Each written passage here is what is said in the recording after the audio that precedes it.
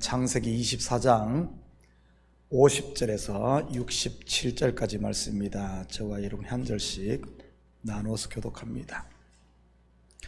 라반과 버두엘이 대답하이르되 이 일이 여호와께로 말미암았으니 우리는 가부를 말할 수 없노라.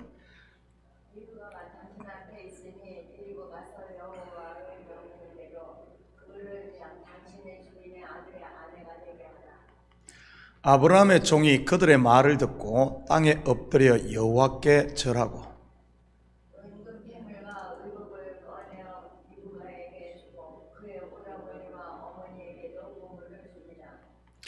이에 그들 곧 종과 동행자들이 먹고 마시고 유숙하고 아침에 일어나서 그가 이르되 나를 보내어 내 주인에게로 돌아가게 하소서.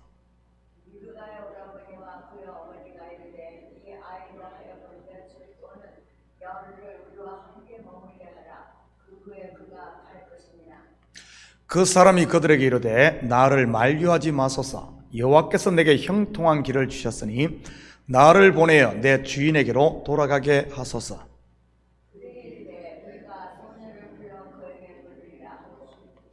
리브가를 불러 그에게 이르되 내가 이 사람과 함께 가려느냐. 그가 대답하게 하되 가겠나이다.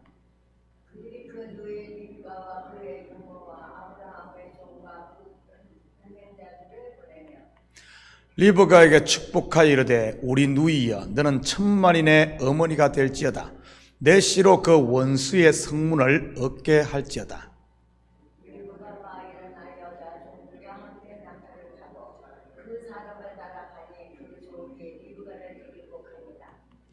그때 이삭이 브엘 라헬로이에서 왔으니 그가 네게브 지역에 거주하였습니다.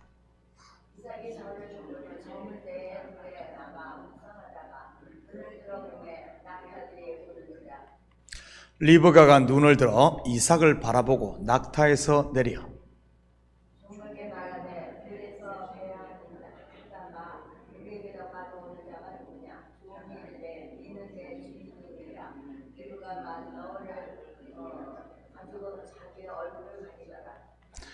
종이 그 행한 일을 다 이삭에게 아뢰매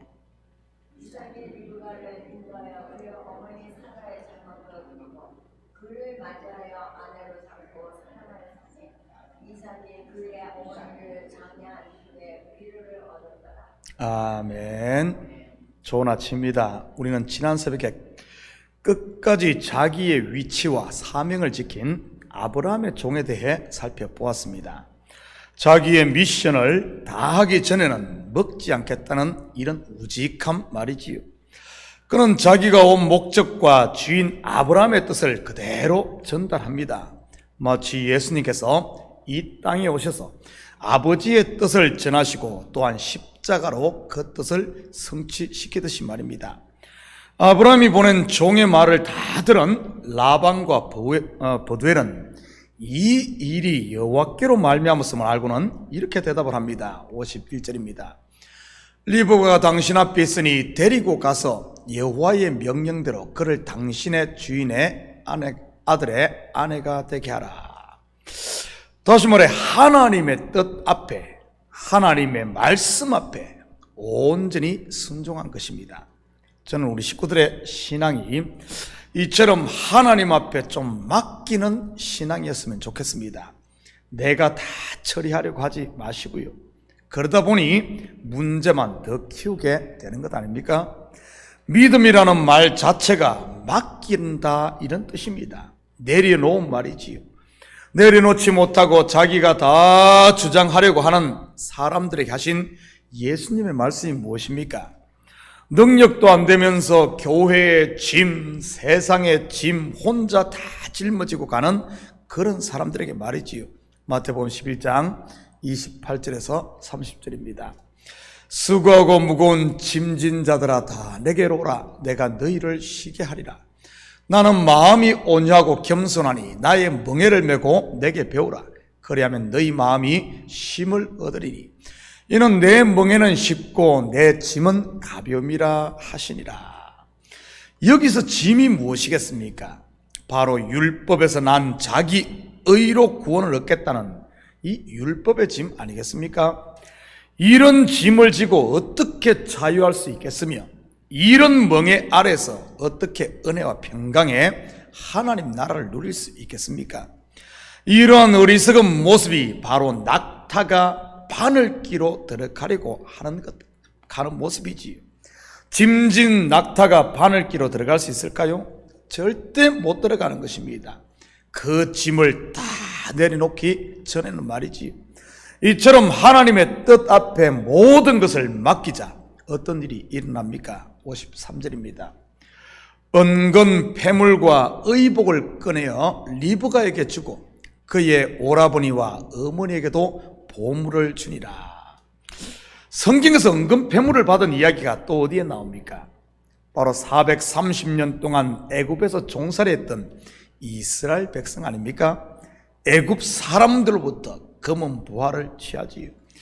그리고 바벨론에서 70년간 종살이했던 유대인들도 마찬가지고요. 그렇다면 이러한 은금 패물은 무엇을 상징하는 것이겠습니까? 그것은 바로 믿음을 말하는 것입니다. 종살이에서 벗어났을 때, 율법에서 벗어났을 때, 내 의를 내려놓을 때 하나님부터 주어지는 믿음 말이지요. 애굽이나 바벨론에서의 종살이는 율법 아래에 종로로 단 것을 말하는 것이고요. 영적으로 보면 지금 저와 여러분도, 은혜 안에 있는 저와 여러분도 은근 패물을 선물로 받은 사람들입니다. 그렇다면 의복의 실체는 무엇이겠습니까? 가죽옷, 세마포 옷, 뭐죠? 바로 하나님의 의를 말하는 것입니다. 아들을 십자가에 못 박고 우리의 죗값을 지불하고 받은 그 의 말이지요.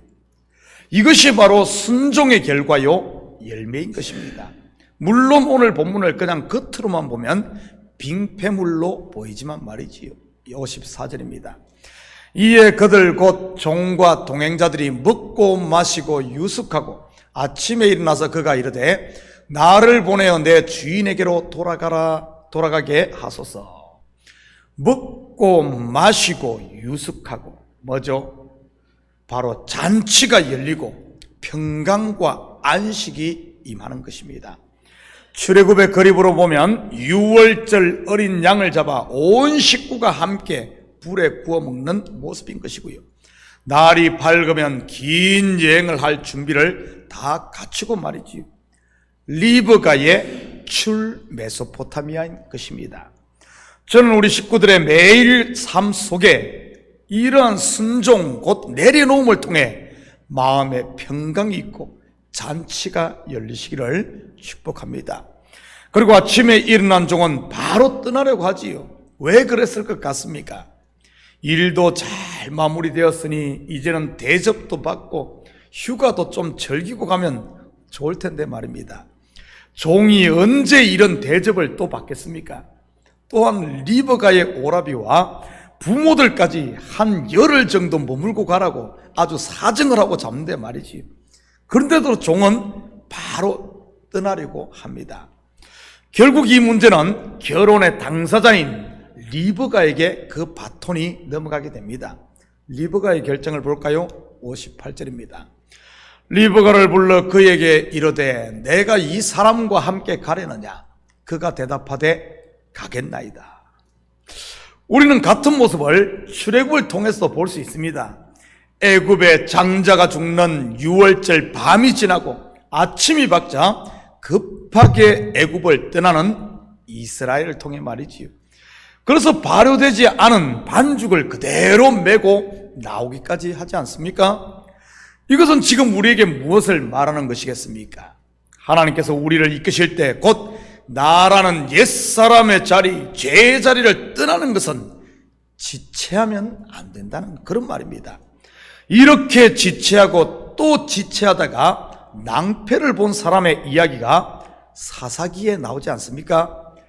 바로 도망간 첩을 찾아갔던 레위인의 이야기 말이지요. 장인의 간청을 못 이겨 5째 날까지 떠나지 못하고 지체하다가 늦게 길을 나섰다가 기브아 사람들에게 첩을 빼앗겨 죽게 된 레위인 말입니다.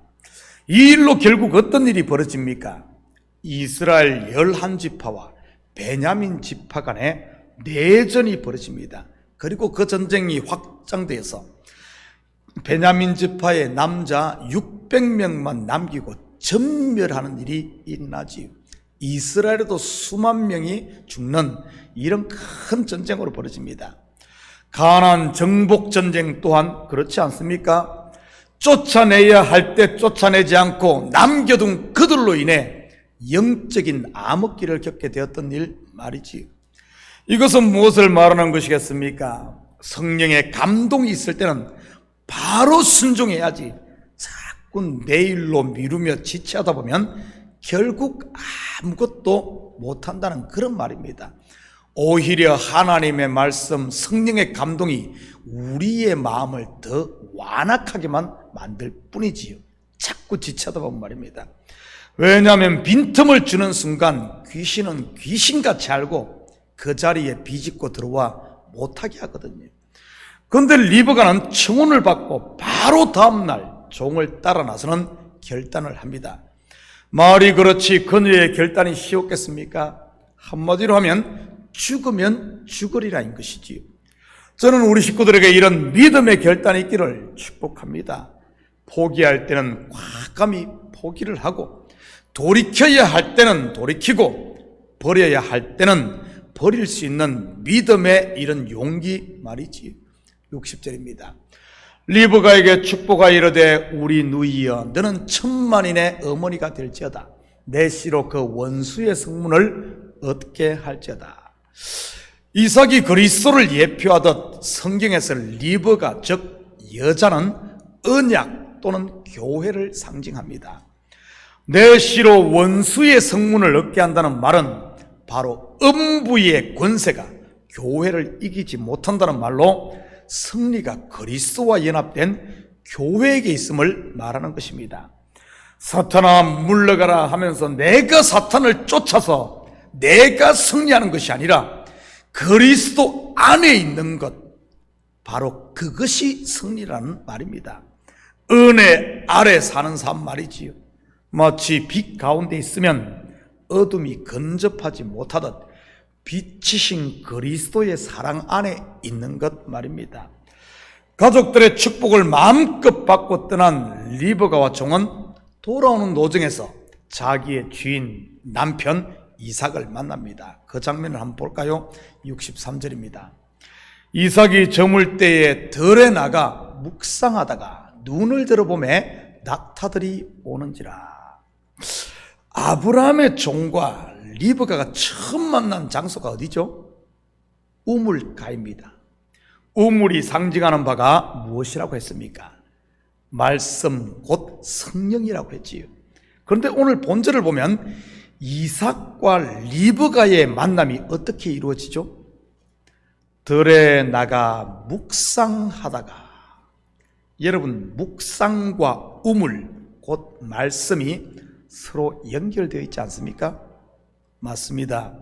바로 말씀 안에서 그리스도를 만나고 말씀이 우리를 그리스도께로 인도한다는 것입니다.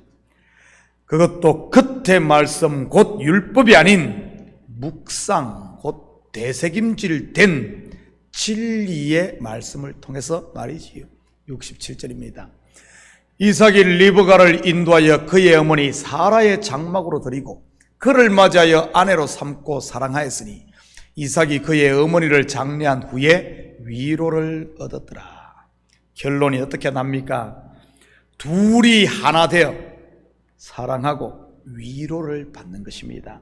사랑하는 성도 여러분, 오늘 하루도 말씀 안에 거하심으로 저와 여러분을 향한 하나님의 그 큰 사랑을 만나 위로와 사랑을 충만하게 받으시고 또한 지친 영혼들을 위로하고 사랑하며 그들을 어머니 사라의 장막 곧 교회로 인도하는 오늘도 복음의 정인으로 사는 우리 식구들 다 되기를 예수님의 이름으로 축복합니다. 같이 기도하십시다. 사랑의 아버지 하나님, 참으로 감사를 드립니다. 우리를 그리스도께로 인도하여 아버지 하나님 이제는 위로받고 사랑받고 안식하게 하신 하나님, 이 받은 사랑 은혜를 잊어버리지 않도록 항상 깨어있는 저희들 되게 하시고 이 사랑을 이제는 우리의 삶의 현장에 흘려보내므로 그리스도의 아버지는 충만한 하나님의 나라가 우리 가정에, 직장에, 교회에, 삶의 현장에 온전히 펼쳐지게 우리 주님 도와주시옵소서. 이 새벽도 간구하는 기도적마다 주님 들으시는 줄 믿사오며 이 모든 말씀 예수님의 이름으로 기도드립니다. 아멘.